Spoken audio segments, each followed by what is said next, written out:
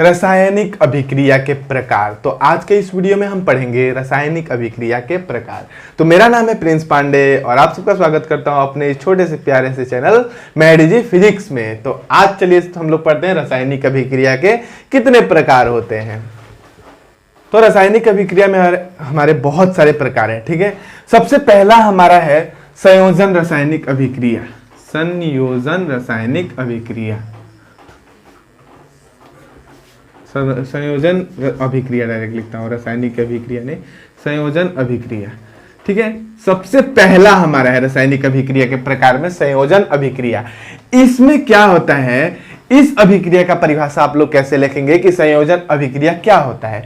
तो संयोजन रासायनिक अभिक्रिया वह रासायनिक अभिक्रिया है जिसमें दो या दो से अधिक प्रकार, ठीक है, दो या दो से अधिक पदार्थ, दो या दो से अधिक, ठीक है, दो या दो से अधिक प्रकार पदार्थ, ठीक है, मतलब कि दो या दो से अधिक पदार्थ, मतलब कहने का मतलब कि अभिकारक, दो या दो से अधिक अभिकारक या पदार्थ, आप कुछ भी लिखिए, दो या दो से अधिक पदार्थ मिलकर एकल उत्पाद का निर्माण करते हैं, ठीक है। एकल उत्पाद, एकल उत्पाद कहने का मतलब क्या कि इसका उत्पाद जो हमारा निर्मित होता है वह सिर्फ एक ही होता है, ठीक है। एकल उत्पाद का निर्माण करते हैं, एकल उत्पाद का निर्माण करते हैं, यह हमारा संयोजन अभिक्रिया। संयोजन अभिक्रिया वह रासायनिक अभिक्रिया है जिसमें दो या दो से अधिक अभिकारक मिलकर एकल उत्पाद का निर्माण करते हैं, ठीक है। जैसे कि हमारा A प्लस बी मिलेगा और सिर्फ हमारा ए बी का निर्माण करेगा। इसमें कोई प्लस दूसरा उत्पाद निर्मित नहीं होता, सिर्फ एक ही उत्पाद निर्मित होता है। तो यह जो अभिक्रिया है संयोजन रासायनिक अभिक्रिया है जिसमें हमारा दो या दो से अधिक अभिकारक मिलकर एकल उत्पाद का निर्माण करते हैं। इसका उदाहरण की बात करें तो इसका एग्जांपल हम लोग लिख सकते हैं, कार्बन प्लस ऑक्सीजन मिलेगा तो हमारा कार्बन डाइऑक्साइड फॉर्म होता है, ठीक है। कार्बन हमारा सॉलिड फॉर्म में होता है, ये हमारा गैस फॉर्म में होता है, ये भी हमारा गैस फॉर्म में होता है। तो कार्बन और ऑक्सीजन मिलकर हमारा कार्बन डाइऑक्साइड फॉर्म करते हैं। तो दो अभिकारक मिलकर एकल उत्पाद का निर्माण करते हैं। तो यह हमारा संयोजन रासायनिक अभिक्रिया है। आपको एग्जांपल्स के द्वारा यह अभिक्रिया आसानी से समझ आएगी। तो संयोजन अभिक्रिया बोलकर आप उसका एग्जांपल याद कर लेंगे तो इससे समझ आ जाएगा कि दो अभिकारक मिलकर एकल उत्पाद का निर्माण करते हैं। आपको परिभाषा इससे ही बन जाएगा। तो संयोजन रासायनिक अभिक्रिया हो गया। इसके बाद हमारा एक रासायनिक अभिक्रिया होता है वियोजन रासायनिक अभिक्रिया। तो इसका स्क्रीनशॉट ले लें, आगे देखते हैं हम लोग उसको। मेरा वीडियो रिकॉर्ड हो रहा है, हाँ। तो चलिए अब वियोजन रासायनिक अभिक्रिया देखते हैं। इसको इरेज कर दे रहा हूं। वियोजन रासायनिक अभिक्रिया, ठीक है, दूसरा नंबर हमारा अभिक्रिया है वियोजन अभिक्रिया, ठीक है। वियोजन अभिक्रिया एकदम उल्टा होता है संयोजन का, ठीक है। कैसे? तो इसमें जो हमारा ए बी फॉर्म हुआ था इसको हम लोग फिर से तोड़कर ए प्लस बी करते हैं, ठीक है। इसमें हमारा एकल अभिक्रिया टूटकर दो या दो से अधिक उत्पाद का निर्माण करते हैं। इसका परिभाषा कैसे लिखेंगे? तो वियोजन अभिक्रिया वह अभिक्रिया है जिसमें कि एकल अभिकारक टूटकर दो या दो से अधिक उत्पाद का निर्माण करते हैं। परिभाषा आप लोग लिखिएगा, वियोजन अभिक्रिया वह रासायनिक अभिक्रिया है जिसमें एकल अभिकारक टूटकर दो या दो से अधिक उत्पाद का निर्माण करते हैं। तो टूटकर तो हम लोग लिख ले रहे हैं, लेकिन इस अभिकारक को तोड़ा कैसे जाता है? तो इसके तीन विधि है, ठीक है। या तो आप उसको उष्मा देकर तोड़ सकते हो, ठीक है, इसके ऊपर डिपेंड करता है, इसके ऊपर निर्भर करता है कि आप उष्मा देंगे या वैद्युत देके कर सकते हो, ठीक है, या प्रकाश। तीन प्रकार से आप किसी भी यौगिक का वियोजन अभिक्रिया कर सकते हो, ठीक है। यह इन तीनों को किसी को देने से ही आपका यह खंडित होगा इसमें, ठीक है। तो तीन प्रकार से आप लोग वियोजन अभिक्रिया को कर सकते हो।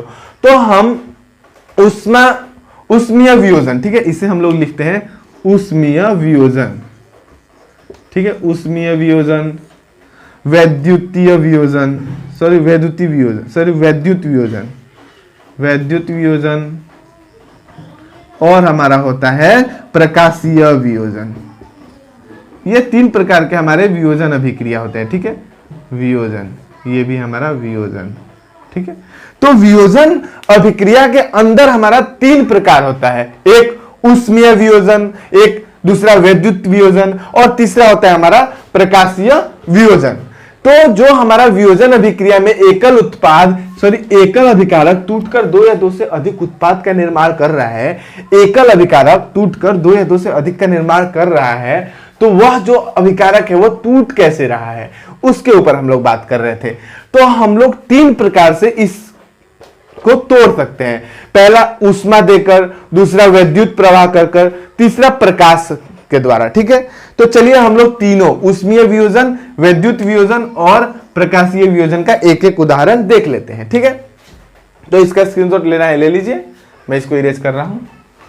तो वियोजन अभिक्रिया आप लोग समझ गए, इसमें एक अभिकारक टूटकर 2 या 2 से अधिक उत्पाद का निर्माण करता है। ठीक है, वियोजन अभिक्रिया आप लोग लिखिएगा परिभाषा, 2 या 1 अभिकारक टूटकर 2 या 2 से अधिक उत्पाद का निर्माण करता है। ठीक है, इसका आप लोग एग्जाम्पल देख सकते हो, वियोजन अभिक्रिया का एग्जाम्पल आपको पहले ऊष्मीय वियोजन से शुरू करते हैं, ऐसा एग्जाम्पल जिसमें हम ऊष्मा देकर उसको तोड़ते हैं और 2 या 2 से अधिक उत्पाद का निर्माण होता है। ठीक है, ऊष्मीय वियोजन का हमारा एग्जाम्पल हो जाएगा आपको कैल्शियम कार्बोनेट। ठीक है, सॉलिड फॉर्म में आप ऊष्मा का ये त्रिकोण का आप साइन दे सकते हैं, इससे हमें पता चलता है कि ऊष्मा का यहां उपयोग हुआ है। तो कैल्शियम कार्बोनेट को जब आप ऊष्मा देंगे तो ये कैल्शियम ऑक्साइड, ठीक है, प्लस कार्बन डाइऑक्साइड 2 उत्पाद का निर्माण करता है। ठीक है, कैल्शियम ऑक्साइड और कार्बन डाइऑक्साइड 2 उत्पाद का निर्माण करता है, ये हमारा ऊष्मीय वियोजन। ठीक है, ये हमारा ऊष्मीय वियोजन का उदाहरण है, लिख लीजिएगा आप लोग ऊष्मीय वियोजन। इसमें क्या हो रहा है, ऊष्मीय वियोजन इसे इसलिए बोल रहे हैं क्योंकि इसको तोड़ने में हम ऊष्मा का उपयोग कर रहे हैं, कैल्शियम कार्बोनेट को तोड़ने में हम ऊष्मा का उपयोग कर रहे हैं, इसलिए यह हमारा ऊष्मीय वियोजन है। इसमें एक अभिकारक टूट रहा है और 2 उत्पाद का निर्माण कर रहा है। इसके बाद हमारा है वैद्युत वियोजन। ठीक है, वैद्युत वियोजन हमारा जल H2O, जल से आप विद्युत प्रवाह कराएंगे, वैद्युत, ठीक है, जल से आप वैद्युत प्रवाह कराएंगे तो यहां पे हमारा 2 गैस निर्मित होता है, हाइड्रोजन और ऑक्सीजन। ठीक है, ये हमारा हो गया संतुलित रासायनिक अभिक्रिया। तो इसको हम लोग बोलते हैं वैद्युत वियोजन। ठीक है, इसमें हम जल को तोड़ रहे हैं, 2 गैस का निर्माण हो रहा है, वो कैसे तोड़ रहे हैं, विद्युत के माध्यम से। इसमें हम जल में विद्युत प्रवाह कर रहे हैं और यह गैस फॉर्म कर रहा है। ठीक है, यह गैस फॉर्म कर रहा है, वो भी कौन सा गैस, 2 गैस, हाइड्रोजन और ऑक्सीजन। तो ये था हमारा वैद्युत वियोजन। इसके बाद हमारा तीसरा होता है प्रकाशीय वियोजन। ठीक है, प्रकाशीय वियोजन में हम सिल्वर क्लोराइड का, ठीक है, सिल्वर क्लोराइड को सूर्य के प्रकाश में रख के, ठीक है, प्रकाश, सूर्य के प्रकाश में रखते हैं तो हमारा सिल्वर अलग और क्लोरीन हमारा अलग हो जाता है। ठीक है, ये हमारा है सूर्य के प्रकाश का वियोजन अभिक्रिया। ठीक है, वियोजन अभिक्रिया का यह हमारा उदाहरण है। ठीक है, ऊष्मा, तापन आप लोग को सब एनसीईआरटी बुक में दिया हुआ है। ठीक है, सब आप लोग आसानी से देख सकते हैं। ठीक है, कोई ये हार्ड नहीं है। तो ये था हमारा प्रकाशीय वियोजन का उदाहरण। तो ये तीनों जो है हमारा वियोजन अभिक्रिया का उदाहरण है। वियोजन अभिक्रिया के अंदर आपको ये ऊष्मीय वियोजन, ये वैद्युत वियोजन और ये प्रकाश वियोजन है। ठीक है, तो वियोजन अभिक्रिया में क्या होता है, एकल अभिकारक टूटकर 2 या 2 से अधिक उत्पाद का निर्माण करता है। तो हमारा यहाँ पे वियोजन अभिक्रिया भी खत्म हो गया। आगे हम लोग पढ़ेंगे अब तीसरा नंबर, विस्थापन अभिक्रिया। देख लेते हैं वीडियो रिकॉर्ड हो रहा है कि नहीं। विस्थापन अभिक्रिया, कभी कभी ऐसा होता है मैं बोलते जाता हूं और मेरा स्टोरेज फुल हो जाता है और वीडियो रिकॉर्ड होता नहीं और मैं यहाँ मेहनत करते रहता हूं। तो इसका स्क्रीनशॉट ले लीजिए, इसके बाद इसे हम मिटा देते हैं। विस्थापन अभिक्रिया, विस्थापन का मतलब क्या है, अपनी जगह बदल लेना। ठीक है, विस्थापन, एक जगह से दूसरी जगह चले जाना, वही हमारा होता है विस्थापन। तो तीसरा नंबर हमारा विस्थापन अभिक्रिया, विस्थापन अभिक्रिया। ठीक है, विस्थापन अभिक्रिया, इसमें हमारा क्या होता है, विस्थापन, विस्थापन मतलब कि अपना जगह बदलता है। ठीक है, तो विस्थापन अभिक्रिया में अधिक क्रियाशील तत्व कम क्रियाशील तत्व को उसके यौगिक से विस्थापित कर देता है। ठीक है, विस्थापन अभिक्रिया में अधिक क्रियाशील तत्व, ठीक है, अधिक क्रियाशील तत्व उससे जो कम क्रियाशील तत्व के यौगिक होते हैं, ठीक है, यौगिक से उसको अलग कर देता है और उसकी जगह ले लेता है। एग्जाम्पल लिखेंगे तो आप लोग को समझ आएगा, लेकिन आप लोग परिभाषा लिख लीजिए, ठीक है। विस्थापन अभिक्रिया वह रासायनिक अभिक्रिया है जिसमें अधिक अभिक्रियाशील तत्व उससे कम अभिक्रियाशील तत्व को उसके यौगिक से विस्थापित कर देता है, ठीक है। विस्थापन अभिक्रिया वह रासायनिक अभिक्रिया है जिसमें अधिक क्रियाशील तत्व, मेरा पेन सूख रहा है इसलिए मैं ज्यादा यूज नहीं कर पा रहा, ठीक है, अधिक क्रियाशील तत्व, एग्जाम्पल लिखूंगा तो आप लोगों को समझ आएगा, परिभाषा की जरूरत नहीं है, परिभाषा आप लोग बुक से भी लिख लेंगे, सारा आपको दिया हुआ है। तो विस्थापन अभिक्रिया वह रासायनिक अभिक्रिया है जिसमें हमारा अधिक क्रियाशील तत्व अपने से कम क्रियाशील तत्व को उसके यौगिक से विस्थापित कर देगा और उसकी जगह वह ले लेगा। देखिए एग्जाम्पल हम लोग देखते हैं, हमारा एग्जाम्पल, इसका उदाहरण इसका हमारा हो जाएगा, ठीक है, एग्जाम्पल हमारा आयरन, ठीक है, Fe कॉपर सल्फेट, ठीक है, Fe2SO4, ठीक है, Fe2SO4, ठीक है, FeSO4, सॉरी 2 तो दोनों का, इसका 2 पॉजिटिव इसका 2 नेगेटिव खत्म हो जाता है, ठीक है। तो ये हमारा प्लस हमारा ये कॉपर जो है अलग निकल जाता है, ठीक है। यहां पे देखिए क्या हुआ है, अच्छी तरह से पहले इस रिएक्शन को देखिए, ठीक है। यहां पे देखिए आयरन कॉपर की जगह ले लिया है, सल्फेट के साथ पहले कॉपर जुड़ा हुआ था, लेकिन यह कॉपर की जगह अब यहाँ पे आयरन आ गया है। हमारा जब उत्पाद निर्मित हुआ है तो कॉपर की जगह आयरन ले लिया है और कॉपर चला गया है अकेले, जैसे पहले की आयरन था। तो जब कॉपर सल्फेट और आयरन को एक दूसरे में मिलाते हैं तो यह दोनों एक दूसरे के साथ अभिक्रिया करते हैं और यह जो है कॉपर आयरन से कम अभिक्रियाशील है, ठीक है, और यह इसको विस्थापित कर देता है इसकी जगह से, ठीक है। ये जो है इसकी जगह ले लिया और ये अकेला पड़ गया, ठीक है। देखिए इसमें ये आयरन पहले अकेले था, लेकिन जब ये दोनों रिएक्शन किए हैं तो हमारा कॉपर को हटा दिया है आयरन, ये उसकी जगह ले लिया है, ठीक है। फिर यहाँ पे FeSO4 हो गया है, ठीक है, कॉपर यहाँ से हट गया और कॉपर अकेला बच गया है, जैसे कि पहले आयरन था। तो यहाँ पे Fe क्या किया है, यहाँ पे आयरन कॉपर को विस्थापित कर दिया है, ठीक है। यहां से कॉपर चल के अकेला हो गया है और आयरन आके यहाँ पे कॉपर की जगह ले लिया है। तो ऐसा रासायनिक अभिक्रिया जिसमें अधिक अभिक्रियाशील तत्व उससे कम अभिक्रियाशील तत्व को विस्थापित कर देते हैं उसके यौगिक से, ठीक है, उसको यौगिक से उसे हटा देते हैं और उसकी जगह वह खुद ले लेते हैं, ठीक है। यह हमारा होता है विस्थापन अभिक्रिया। समझने की ज्यादा जरूरत है, नोट आप लोग इसका परिभाषा किताब से भी लिख सकते हैं, ठीक है। तो इसमें देखिए हमारा आयरन जो है कॉपर को उसकी जगह से हटा दे रहा है, ठीक है। यह हमारा अधिक क्रियाशील तत्व है कॉपर की अपेक्षा। ये कैसे मालूम हुआ, तो हमें एक जो अभिक्रिया कौन कितना अभिक्रिया किससे ज्यादा अभिक्रियाशील तत्व है इसका एक हमारा श्रेणी है, ठीक है, तीसरा चैप्टर में आपको, ठीक है, धातु एवं अधातु जो हमारा चैप्टर है तीसरा, उसमें आपको क्रियाशीलता के आधार पर एक टेबल दिया हुआ है, आप लोग देखिएगा उस चैप्टर में जाके आपको मिल जाएगा, ठीक है। तो इससे हमें पता चलेगा कि आयरन हमारा कॉपर से ज्यादा क्रियाशील तत्व है, ठीक है। तो यहाँ पे ये अधिक क्रियाशील होने की वजह से कॉपर को उसकी जगह से हटा दिया है। तो यह हमारा हो गया विस्थापन अभिक्रिया। तो इसका परिभाषा एक बार फिर से बोल देता हूं कि विस्थापन रासायनिक अभिक्रिया वह अभिक्रिया है जिसमें अधिक क्रियाशील तत्व उससे कम अभिक्रियाशील तत्व को इसके यौगिक से विस्थापित कर देता है, ठीक है, वह हमारा विस्थापन अभिक्रिया कहलाता है। इसके बाद हमारा है द्विविस्थापन, ठीक है, द्विविस्थापन। इसका स्क्रीनशॉट लेना है ले लीजिए, इसको इरेज कर देता हूं मैं। द्विविस्थापन, द्वि आगे लगा देना हमारा द्वि, ये हमारा था चौथा द्विविस्थापन अभिक्रिया। इसमें द्विविस्थापन करने का मतलब कि क्या, दो चीज का यहां विस्थापन हो रहा है, उसमें हमारा सिर्फ विस्थापन था, एक चीज था, यहां द्विविस्थापन दो चीजों का विस्थापन होगा, ठीक है। एग्जाम्पल लिखूंगा तो आप लोग को समझ आएगा। इस अभिक्रिया में उत्पादों का निर्माण दो यौगिकों के बीच आयनों का आदान प्रदान करके होता है, ठीक है। इसमें दो यौगिक होते हैं और वो अपना एक दूसरे का आयन का आदान प्रदान करके एक नया उत्पाद का निर्माण करते हैं, ठीक है। इस अभिक्रिया में उत्पादों का निर्माण अभिक्रिया का जो यौगिक होता है वह अपने आयन का आदान प्रदान करके देते हैं। आपको परिभाषा किताब में दिया हुआ है। इस अभिक्रिया में उत्पादों का निर्माण दो यौगिकों के बीच आयनों का आदान प्रदान करके होता है। ठीक है, इस अभिक्रिया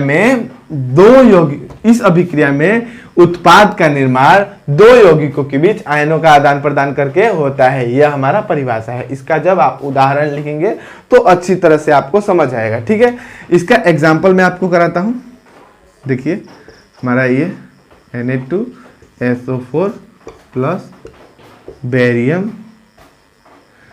क्या हमारा होगा, Na2SO4 बेरियम क्लोराइड। ठीक है, ये हमारा बाद में आयनों यौगिक में आयनों का आदान प्रदान हो जाता है, जिसकी वजह से यहाँ पे हमारा NaCl प्लस बेरियम सल्फेट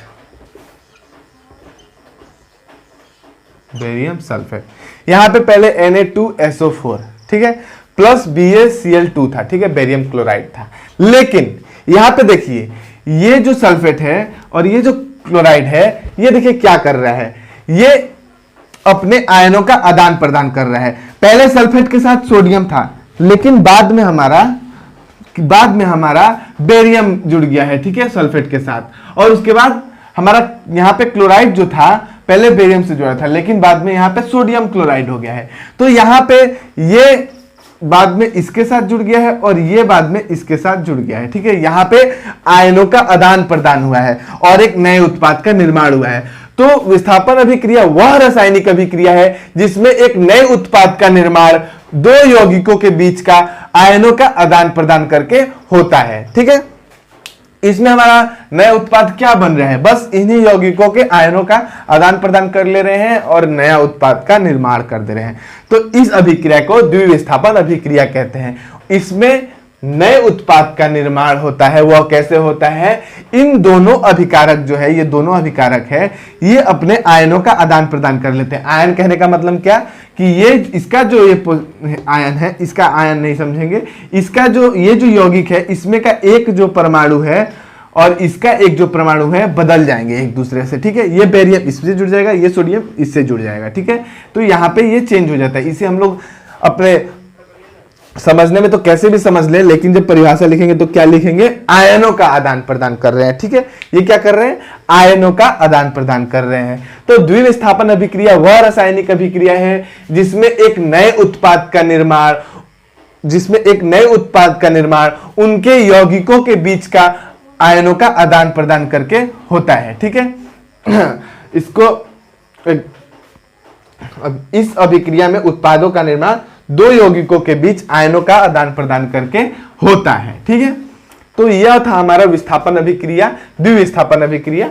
सबका परिभाषा आप लोग बुक से लिख सकते हैं, साथ ही साथ में जो बोल रहा हूं वो भी आप लिख सकते हैं। ठीक है, तो द्विविस्थापन अभिक्रिया हो गया। इसके बाद हमारा है उपचयन और अपचयन रासायनिक अभिक्रिया। तो इसका स्क्रीनशॉट ले ले, उसके बाद हम लोग आगे देखते हैं।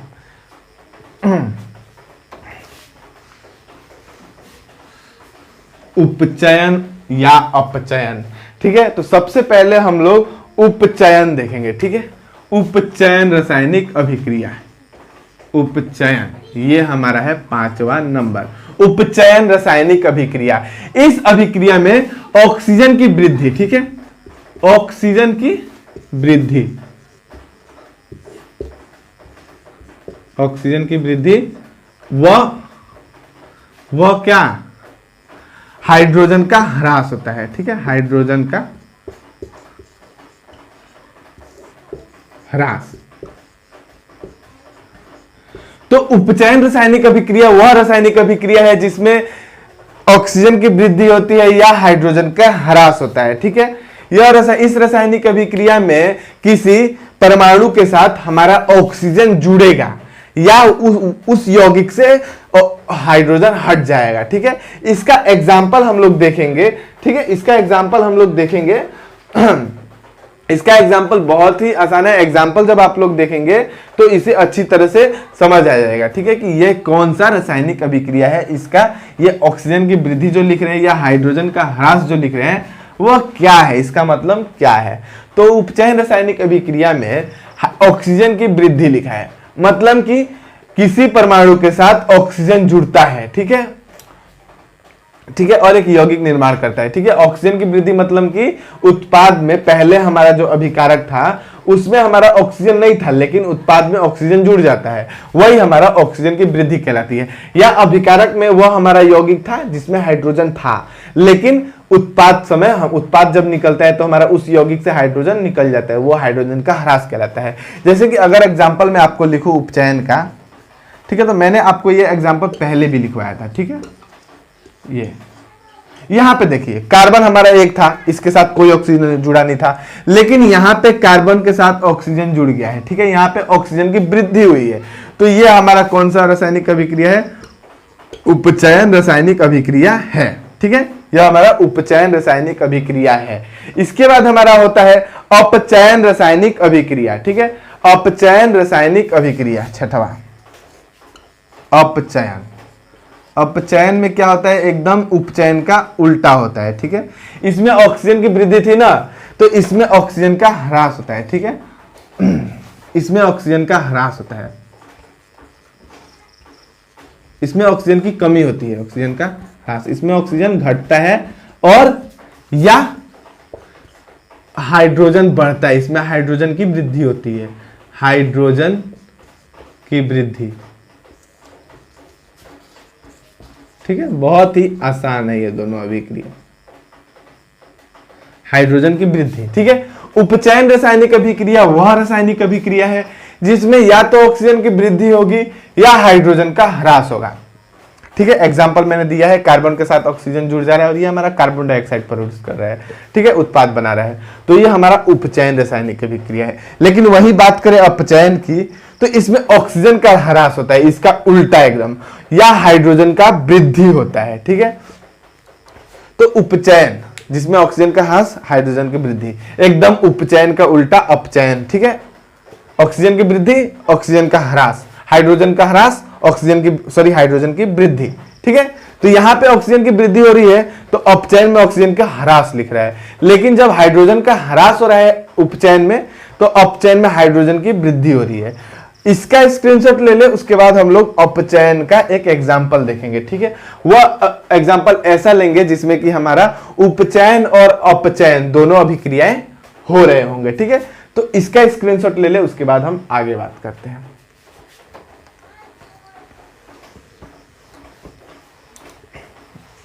देख लो एक बार मेरा वीडियो रिकॉर्ड हो रहा है कि नहीं,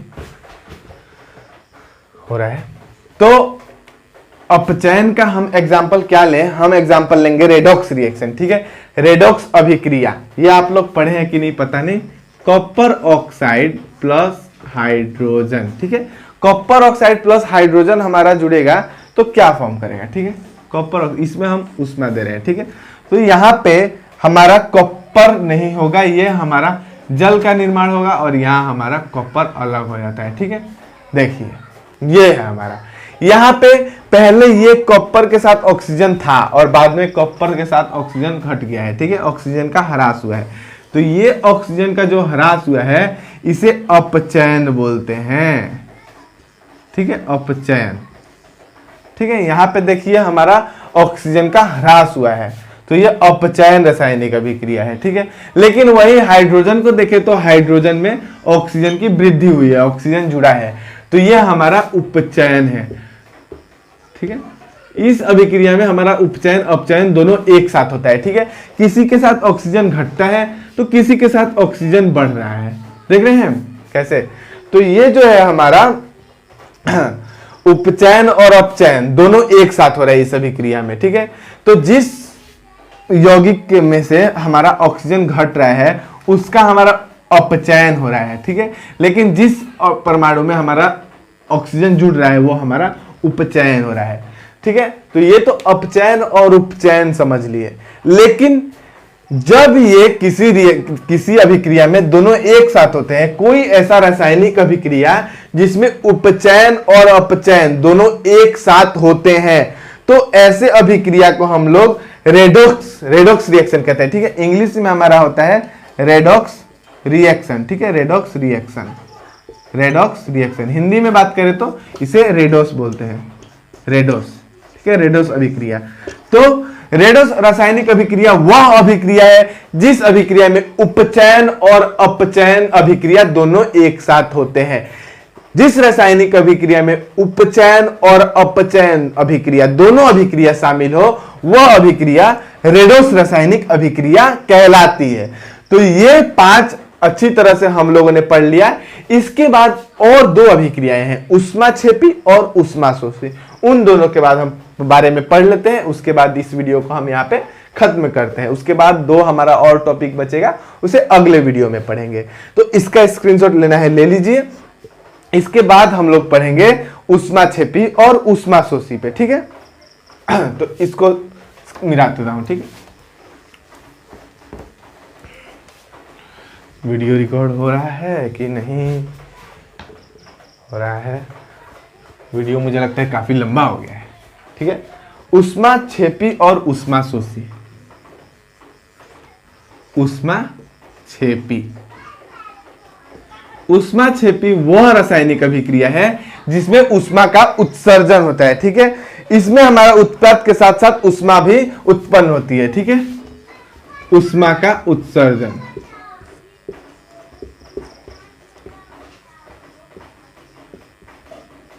ऊष्माशोषी अभिक्रिया, सॉरी, ऊष्माक्षेपी रासायनिक अभिक्रिया। ऊष्माक्षेपी रासायनिक अभिक्रिया वह रासायनिक अभिक्रिया है जिसमें हमारा उत्पाद के साथ साथ ऊष्मा का भी निर्माण होता है। जैसे कि जब हम प्राकृतिक गैस एग्जांपल देखते हैं, ठीक है, इसमें हमारा क्या हो रहा है? ऊष्माक्षेपी। ऊष्माक्षेपी समझने की कोशिश करना। ऊष्माक्षेपी मतलब कि याद करने के लिए बताता हूं, ऊष्माक्षेपी, छ से क्या होता है? छेपी दिख रहा है, छ से यहाँ पे कछा वाला है लेकिन छ होता है वो, तो यहाँ पे ऊष्माक्षेपी, ऊष्मा छोड़ने वाला, मतलब कि ऊष्मा उत्पन्न करने वाला, याद रख सकते हैं। कंफ्यूज हो जाते हैं ऊष्माशोषी और ऊष्माक्षेपी में, तो इसका समझना एकदम आसान है। ऊष्माक्षेपी ऊष्मा छोड़ने वाला, ठीक है, और ऊष्माशोषी ऊष्मा का शोषण करता है, ठीक है। बाहर से ऊष्मा देते हैं तो शोषण करता है, शोषित कर लेता है, याद रखने के लिए, ठीक है। इन दोनों में कंफ्यूज नहीं होना है कि ऊष्माक्षेपी ऊष्माशोषी में क्या होता है, कौन हीट देता है, कौन हीट लेता है, ठीक है।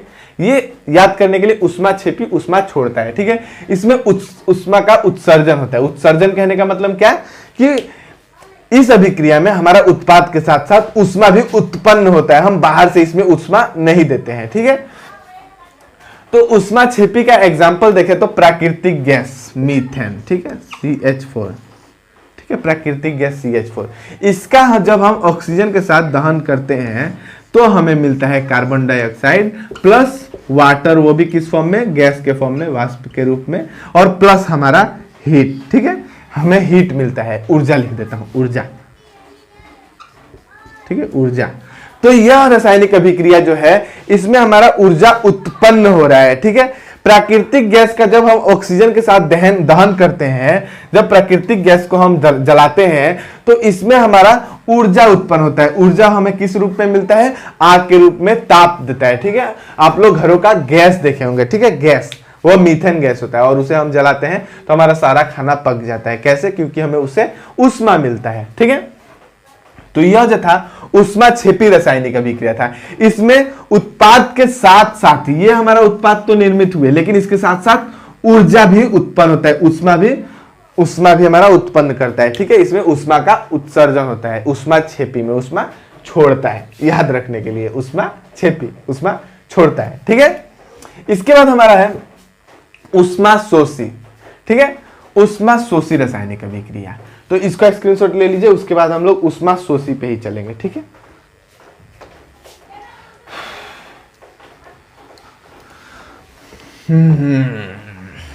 ऊष्माक्षेपी ऊष्माशोषी, ऊष्माशोषी अभिक्रिया, ठीक है, ऊष्माशोषी, शोषी, ऊष्माशोषी, भोजपुरी जैसा लग रहा है, शोषी, ठीक है, सॉरी, ये ऊष्माशोषी, ऊष्माशोषी अभिक्रिया, ठीक है। ऊष्माशोषी की रासायनिक अभिक्रिया में ऊष्मा शोषी मतलब शोषण करेगा, ठीक है, इसमें ऊष्मा खुद ये लेगा, ठीक है। ऊष्माशोषी अभिक्रिया में हम लोग बाहर से ऊष्मा देते हैं, ठीक है। ऊष्माशोषी अभिक्रिया में किसी भी यौगिक को तोड़ने के लिए हम ऊष्मा देते हैं, ऊष्मा देंगे, कोई भी ऊर्जा देंगे, ठीक है। इसमें हमें बाहर से ऊर्जा देना होता है, बाहर से ऊर्जा देते हैं, बाहर से ऊर्जा देते हैं, ठीक, बाहर से ऊर्जा देते हैं। वह ऊर्जा किसी भी फॉर्म में हो सकता है, ठीक है, वह ऊर्जा किसी भी प्रकार से हो सकता है। हम ऊष्मा दे सकते हैं, मतलब कि आग दे सकते हैं, ठीक है, ताप दे सकते हैं, या हम वैद्युत से दे सकते हैं, या प्रकाश। ये तीनों हमारे ऊर्जा के प्रकार हैं, ठीक है, ऊर्जा। तो हम कोई भी इनमें से ऊर्जा देकर किसी भी यौगिक को तोड़ सकते हैं, ठीक है। तो यह अभिक्रिया, इसमें हम बाहर से ऊर्जा देते हैं, ठीक है। जैसे कि एक एग्जांपल देखें इसका, कैल्शियम कार्बोनेट, हम इसमें हीट देते हैं, ठीक है। कैल्शियम कार्बोनेट में जब हम हीट देते हैं तो हमारा कैल्शियम ऑक्साइड प्लस O2, ठीक है, calcium oxide plus O2 sorry CO2 form होता है, CO2 कार्बन डाइऑक्साइड फॉर्म होता है, ठीक है। तो ये हमारा है ऊष्मा शोषी रासायनिक अभिक्रिया। इसमें हमें ऊष्मा देना पड़ता है, तब ये हमारा कैल्शियम ऑक्साइड टूटकर कैल्शियम कार्बोनेट टूटकर कैल्शियम ऑक्साइड और कार्बन डाइऑक्साइड फॉर्म करता है, ठीक है। तो यह रासायनिक अभिक्रिया जिसमें हमें बाहर से ऊर्जा देना पड़ता है, जिस अभिक्रिया में अभिकारक को तोड़ने के लिए ऊष्मा दिया जाता है, वह रासायनिक अभिक्रिया ऊष्मा शोषी रासायनिक अभिक्रिया कहलाती है, ठीक है। तो ऊष्मा छेपी ऊष्मा शोषी में कंफ्यूज नहीं होना है। ऊष्मा छेपी मतलब कि ऊष्मा छोड़ता है, ऊष्मा शोषी की मतलब बाहर से ऊष्मा शोषित करता है, ठीक है। तो ये एक एग्जांपल ले लिए, ऊष्मा दिए। यहाँ पे हमारा ऊर्जा कौन किस फॉर्म में है, तो ऊष्मा है, ठीक है। लेकिन हम जल वाला भी पढ़े हैं, इसमें हम ऊर्जा देंगे, लेकिन ऊर्जा कौन सा रहेगा, वैद्युत, ठीक है, वैद्युत देंगे, ठीक है। और तब हमारा H2O2 फॉर्म होता है, ठीक है, दो गैस फॉर्म होती है। तो हमारा ऊष्मा शोषी रासायनिक अभिक्रिया वह रासायनिक अभिक्रिया है जिसमें हम अभिकारकों को तोड़ने के लिए बाहर से ऊष्मा देते हैं और तब हमारा उत्पाद निर्मित होता है। तो यहाँ पे हम कुल रासायनिक अभिक्रिया जितने होते हैं उसके प्रकार पढ़ लिए, ठीक है। हमारा पहला था संयोजन रासायनिक अभिक्रिया, जिसमें एकल उत्पाद टूटकर दो या दो से अधिक अभिकारक मिलकर एकल उत्पाद का निर्माण करते हैं, वो हमारा संयोजन था। उसके बाद हम लोगों ने वियोजन पढ़ा। वियोजन में एकल अभिकारक टूटकर दो या दो से अधिक उत्पाद का निर्माण कर रहा था। उसके बाद हम लोगों ने विस्थापन अभिक्रिया के बारे में पढ़ा। तो विस्थापन अभिक्रिया वह अभिक्रिया था जिसमें हमारा अधिक क्रियाशील तत्व अपने से कम क्रियाशील तत्व को उसको यौगिक से विस्थापित कर दे रहा था, ठीक है, हमने एग्जांपल के साथ पढ़ा था। उसके बाद था हमारा द्विविस्थापन अभिक्रिया। तो द्विविस्थापन अभिक्रिया में हमारा जो कोई दो यौगिक होते हैं और वो अपने आयनों का आदान प्रदान कर एक नया यौगिक का निर्माण करते हैं, ठीक है, फिर से वो अपने आयन का आदान प्रदान करके दो नया यौगिक बना देते हैं, ठीक है। उसके बाद हमारा था उपचयन अपचयन। तो उपचयन अभिक्रिया में हमारा ऑक्सीजन की वृद्धि या हाइड्रोजन का ह्रास हो रहा था, और इसका सीधा उल्टा था हमारा अपचयन में, उसमें हमारा ऑक्सीजन का ह्रास और हाइड्रोजन की वृद्धि हो रही थी, ठीक है। इसके बाद हम लोग ने पढ़ा ऊष्मा छेपी और ऊष्मा शोषी, अंतिम हमारा। तो ऊष्मा छेपी में हमारा ऊष्मा छोड़ता है, मतलब कि उसमें उत्पाद के साथ साथ ऊष्मा भी उत्पन्न होता है। लेकिन वहीं ऊष्मा शोषी में हमारा बाहर से ऊष्मा देते हैं, तब जाके वह हमारा रासायनिक अभिक्रिया होना शुरू होता है। अगर हम इसमें ऊष्मा नहीं देते तो ये सिर्फ कैल्शियम कार्बोनेट ही बन के रह जाता। ऊष्मा देते हैं तब यह टूटकर दो अलग उत्पाद का निर्माण करता है। तो यह हम सारे रासायनिक अभिक्रिया के प्रकार पढ़ लिए। तो उम्मीद करता हूं कि आप लोगों को ये सारे रासायनिक अभिक्रियाएं समझ आए होंगी। तो अगर आपको ये वीडियो अच्छा लगा और जरा सी भी हेल्पफुल हुई तो अपने इस वीडियो को सब्सक्राइब कर लेना, लाइक कर लेना, और साथ ही साथ अपने इस चैनल को सब्सक्राइब करके बेल आइकन प्रेस कर देना, ताकि जब मैं अगला वीडियो डालूं तो नोटिफिकेशन आपके पास सबसे पहले पहुंचे। तो थैंक यू, धन्यवाद, जय हिंद।